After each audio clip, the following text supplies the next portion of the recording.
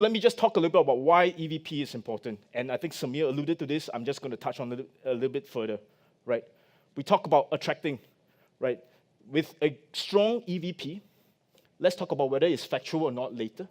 With a strong EVP, you're able to better attract your people. Why? Because you're communicating to them exactly what your organization looks like when you work here on a day-to-day basis. You're communicating to them what you stand for. You're communicating to them what is the thing that you want all employees to galvanize and work towards too, right? So if values are aligned, I always have this saying, right? If I have a purpose, I wake up every morning ready to go to work because I know that my purpose is aligned to the organization purpose. If my values are aligned to the organization's values that I'm working for, I go to bed at night, I sleep well, because I know at the end of the day I've done a good day's work. Because my values, what I value is what my organization values. But the EVP is what will keep you working in the middle, after you wake up and before you go to sleep. The EVP is what will keep your employees there working with you, right? So attraction is important. Well, your EVP is also important because of selection, right? That when you have the luxury of candidates coming to you, and I know some of you don't, when you have the luxury of candidates applying for your job positions, you then think about who is best suited for my organization. And vice versa, right? Your candidates are selecting you as well. Your candidates are they're interviewing with 2, 3, 4, 5 other organizations. They're also selecting whether they want to work with you. And if you set your EVP out right, transparently, it makes a better decision both ways. Third, management, right? Along the way, after they have joined you, they have worked with you for 2, 3, 4, 5, 10 years, you use your EVP as a way to continue to align expectations, continue to align performance, continue to align motivation, right? I'm not going to drain the slide, but I think you get the point, right? And of course, you use that to drive the desired culture that you want to drive within your organization.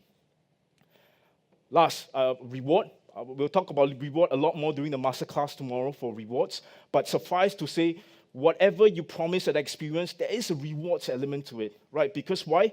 Like Dr. Diaz said some time back, in this sector, we don't aim to pay people that well, but we want to make sure that pay is not the reason they don't want to join you. We want to make sure that pay is not the reason they leave you, right? So pay, obviously, and rewards, obviously, has a strong component to this, right? Retain, same thing, right?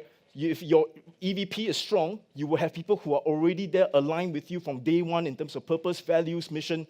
You will have no issues in terms of staff attrition because they continue to stay along with you on that journey. Of course, subject to hygiene factors, which we'll talk about later, right?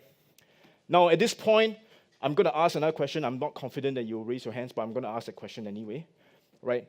When we talk about EVP, just like we talk about brands, right? Are we in the business of stating something that, on one hand, is entirely ideal, or on the other hand, is entirely current reality, right? So does your EVP or your brand or whatever that is, are you aiming to paint something that is current reality, or are you aiming to paint something that is entirely aspirational, your espoused EVP? I haven't really asked you a question, right? So what do you think? Is it A or B? A, desired reality. Anybody? Not really. B, current reality. A few hands. Thank you very much for raising your hands. You don't know how happy I am, right? I submit to you, it's in the middle. It's in the middle, right? Because if it's entirely aspirational, the people that are working with you right now will look at your EVP and go, nah, I don't think that's true, right?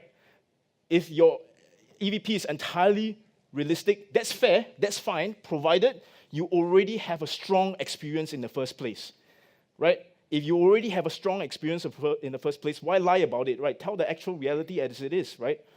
But the truth of the matter is, a lot of the organizations in the social service sector, we have to first improve our HR practices in order to make our EVP compelling, in order to step up front and tell your employees, your potential people joining you, your potential candidates, that my EVP is factual and it is appealing.